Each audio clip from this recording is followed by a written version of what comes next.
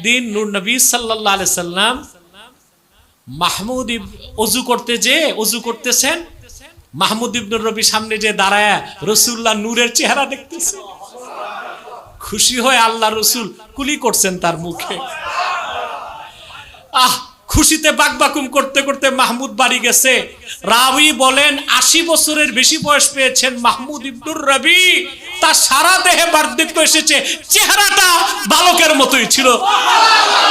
রাসূলুল্লাহ কুলি মুবারকের এই বরকত ছিল। কয়দিন আগে শুনলাম কাজ্জাব বিন ইবলিস,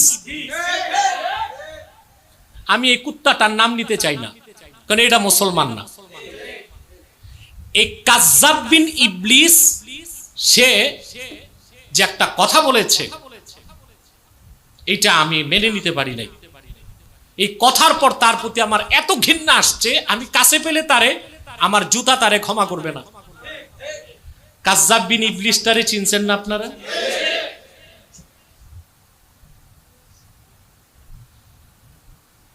পরে আমি আমার গবেষণা পরিষদে আমার ছাত্রদেরকে বলেছি এই কাজ্জাব বিন ইবলিসের জবাবটা তোমরা দাও। তারা জবাব দিয়েছে। ওই জবাব খণ্ডনের ক্ষমতা কাজ্জাব বিন ইবলিস একা না, তাদের সব এই যে শায়েখ আছে যত, হেমার ইবনে হেমার, ফারাস ইবনে ফারাস, কেরদা ইবনে কেরদা, এ সব মিলেও জবাব দিতে পারবে না, আল্লাহর কসম পারবে না। তো সে যে কথাটা বলেছে এটা আমি বলতে পারবো না। যেমন আমরা আমাদেরকে দিয়ে বলি যে আমাদের মুখ থেকে গন্ধ আসতেছে, তো কেউ আমাদেরকে বলল যে মেসওয়াক করেন, এই রকম কথাটি সে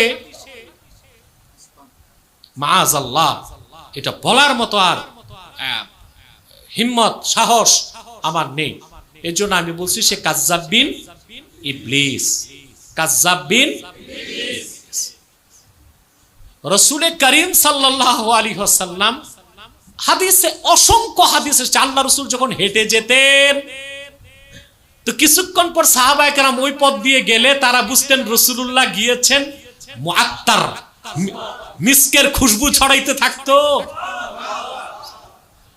আনাস বিন মালিক বলেন একদিন রাসূলুল্লাহ সাল্লাল্লাহু আলাইহি ওয়াসাল্লাম আমাদের বাড়িতে আসলেন, দাওয়াত দিছি, রান্না বান্না দেরি, আল্লাহ রাসূল আরাম করতেছেন, দেখি রাসূলুল্লাহর কপাল থেকে ঘাম ঝরতেছে।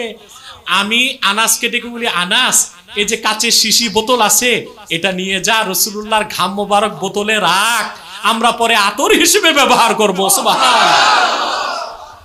হাদিসে আছে কাজ্জাব বিন ইবলিস রে হাদিসগুলো পড়ে না।